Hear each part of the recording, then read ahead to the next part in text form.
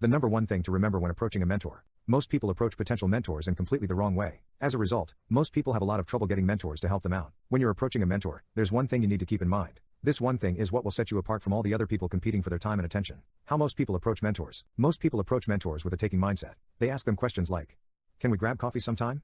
Will you mentor me? I'd really like to pick your brain," and so on. The main focus here is the person asking the question. They're looking to take value from the interaction. In many ways, this is like a beggar who comes up to you on the street asking for money. He's asking for something valuable from you while offering nothing in return. Naturally, most people say no, just as most mentors say no. The most important thing to remember when approaching mentors is that they're also trying to get to the next level themselves. Sure, they might have a $10 million company, but they're surrounded by people with $200 million companies. They're trying to get to that next level themselves as well. Perhaps your mentor's goals have shifted from the financial world. Many successful people switch their attention from making money to helping the world. In that case, the next level for them is philanthropy rather than money. Here's the secret to landing mentors. Help them get to the next level. The art of giving value. If you help your mentors get to the next level, they'll naturally also want to help you get to the next level. You might be thinking, how can you help someone who's far more successful than you? The answer is to be creative.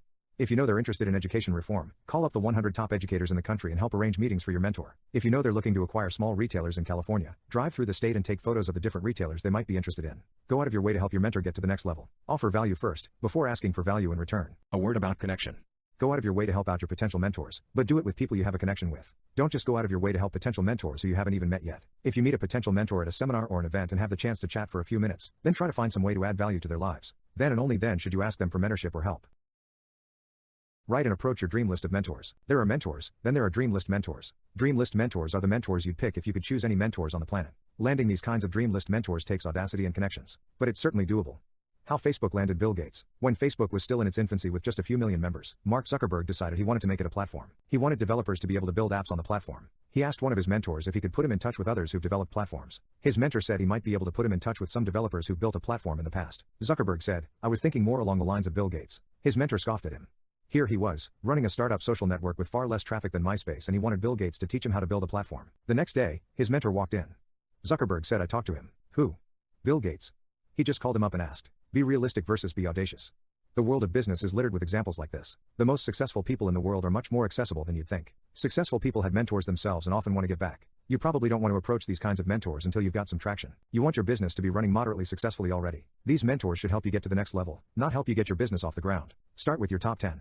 Write a list of your top 10 dream mentors. These should be the mentors you'd pick if you could choose any mentors on the planet. Once you've written these 10, write out who you know that might know them or know someone who knows them. Make sure to include investors, lawyers, and current mentors. Also, write out a list of 10 people who are close to your current network that you might be able to reach out to. For example, perhaps the person who owns the building you work out of is a multimillionaire and could teach you a lot. You might want to put him on your list. Be audacious in making contact. Be audacious in making contact with potential mentors. Successful people respect audacity. Don't assume that just because they're more successful they won't give you the time of day. Remember, you miss 100% of the shots you don't take. Actively seek out mentors that can help take you to the next level, even if they seem unattainable. If you reach out to 10 such mentors, there's a very good chance you'll land a couple. Investors as mentors. Why and how to find them. One of the best places to find mentors is in your business investors. Investors are typically high net worth individuals who've already experienced business success on their own. Their experience, knowledge, and skills can help you avoid pitfalls and make the right decisions in every turn of your business. The money vs. the expertise. When Pierre Omidyar, founder of eBay, approached Benchmark Capital in 1997, they were already quite profitable. The site was growing at an enormous rate and they had investors literally begging for them to take their money. They continually refused the money, because they didn't want to sell off a part of their company. Eventually, they decided to take on Benchmark Capital's money for one reason and one reason only: the expertise of the partners. Through Benchmark, eBay found Meg Whitman and managed to lure her away from a lucrative position in Hasbro. She played an integral part in the company's success. Investors sometimes just bring money to the table. While money is important, it's often not the most important thing. When you're choosing investors, try to choose investors who can also bring something else to the table: expertise, connections, experience. If it weren't for Benchmark Capital, eBay wouldn't be what it is today. It's not because of the money, it's because of the expertise. Where to find mentor investors. If you're raising capital for the first time, you're probably going to be looking for angel investors, rather than VC investors. You may also be looking at startup incubators. Angel investors can be great mentors, but can also be tough to land. You need to really have your pitch together. They're not just putting their time on the line, but their money as well. Try to get involved with local angel organizations. Make pitches at angel gatherings. Visit local entrepreneurial events, such as talks by VCS or startup weekends, to meet angel investors who scout such events for startups. Startup incubators are another option. Famous ones include Y Combinator and Techstars. The incubator world tends to focus on the tech scene, whereas angel investors invest in all industries. An incubator is where you and several other startups all launch at the same time. You're all mentored together by a group of experienced entrepreneurs. They usually put in a small amount of capital and receive a small share of equity. Finally, don't underestimate the power of informal meetings. You can often meet investors who'll mentor you in places you'd least expect. For example, you could meet your future investors at a marketing convention or at your local Toastmasters club. Sometimes investors who aren't professional angels are actually easier to land because they aren't being pitched to all day. Why your lawyer is your best bet for finding mentors. It's common for people who are looking for mentors to try and look outside their own circle of influence. After all, it's hard to believe that millionaires and successful business people could be just one connection away. Yet that's more often than not the case. In fact, your best bet for finding mentors is usually your lawyer. What you're really looking for in a lawyer. When you're choosing a lawyer, you absolutely want to choose a lawyer that specializes in your industry. If you're starting a restaurant, pick a lawyer that specializes in restaurants, not just small businesses. If you're starting a solar cell research company, get a lawyer that specializes in working with the green tech industry. Why? In addition to getting more targeted legal advice, you also get connections. If you're working with a green tech lawyer, that lawyer is going to know other green tech entrepreneurs, green tech VCs and green tech angels. If the lawyer trusts you and likes your idea, they'll often be able to put you in touch with some very high-powered mentors. Can your lawyer help? The best way to know whether or not your lawyer can help you find mentors is to ask. You can ask right up front, even before you sign a retainer. Let your lawyer know that you're just as interested in his connections as you are in his legal advice. Ask him if he'd be able to introduce you to people who'll move you forward in your career. This will give you a good sign of whether or not that lawyer can help you out. A word on equity lawyers. In the world of startups, it's not uncommon for lawyers to take equity. That means instead of getting paid cash, or in addition to getting paid cash, they'll own a small portion of your company. While this can be a relief for cash-strapped companies in the beginning, this can actually be a very expensive price to pay in the long run. That said, you do get one thing with equity lawyers that you don't get with other lawyers. They now have a vested interest in your success.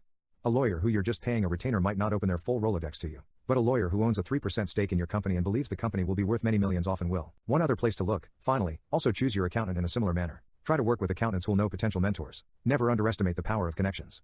If you choose your lawyers and your accountants right, they can be your gateway to your future mentors. Niche mentors, sometimes better than a business mentor. When most entrepreneurs look for mentors, they tend to look for generic business mentors, people who can help guide them on their path to success. However, entrepreneurs often forget to look for niche mentors. Oftentimes, looking for niche mentors is better than trying to find a general business mentor. What is a niche mentor? A niche mentor is someone who knows just one specific area of your business model very, very well. For example, let's say you're a rapidly expanding e-commerce website. You're getting to the point where you need to switch from dropshipping to running a warehouse. Unfortunately, neither you nor anyone on your staff has any experience running a fulfillment operation. You don't know what the right equipment is. You don't know the processes. You wouldn't know a good employee from a bad one. You don't know where to start. Instead of looking for a business mentor, you should instead be looking for someone who understands just fulfillment very, very well. This concept applies to just about every business. The expertise you need might be financial, it might be technical, it might be in manufacturing, it might be in going abroad. Whatever the case is, sometimes it makes more sense to look for mentors in a very specific arena rather than generic mentors. Figure out where you need mentoring. Break your business down by all the different areas of expertise needed. To continue the e-commerce example, the breakdown might look something like this. Ability to generate traffic, ability to run the web software, ability to find wholesalers and distributors, ability to run fulfillment, ability to find investors. You might look for mentors in each of these individual areas. Some arenas, like finding investors, can be addressed by any mentor. Other areas, such as finding wholesalers from China for example, are better addressed by specialists. Some of these mentors can be hired. When you're looking at a broad business mentor, you're usually looking at someone who has a very casual relationship to your company. You might only meet with them for coffee once every week or two. That's because these kinds of mentors tend to be high net worth individuals. You won't be able to bring them onto your team unless they're also investors. On the other hand, many niche mentors won't be high net worth individuals. For example, an expert on how to run a great fulfillment operation probably isn't a millionaire. You'll often be able to hire these people and bring them on your staff. Your staff can be your mentors. As Michael Dell says, your core group of employees should always be smarter than you. You shouldn't be pulling your employees to the next level. Instead, they should be pulling you. How to build a team of informal mentors. Mentorship relationships don't always have to be formal relationships. Sometimes they can be as simple as, if I have a question, can I send you an email? While individually these relationships might not change your life, having a whole Rolodex of these kinds of mentors can make a big difference. So how can you build up this network of informal mentors? Where to meet mentors? Getting your foot in the door to meet mentors can be tough. Here are a few different ways to do it. First, talk to your lawyer and your accountant. Hire the best lawyers you can, even if you don't need their legal services yet. Why? Do it for the network. The best lawyers also have high-level clients. Have them do the introductions for you. Another way you can make contact with successful individuals is through social networking. Many CEOs today run their own Twitter feeds.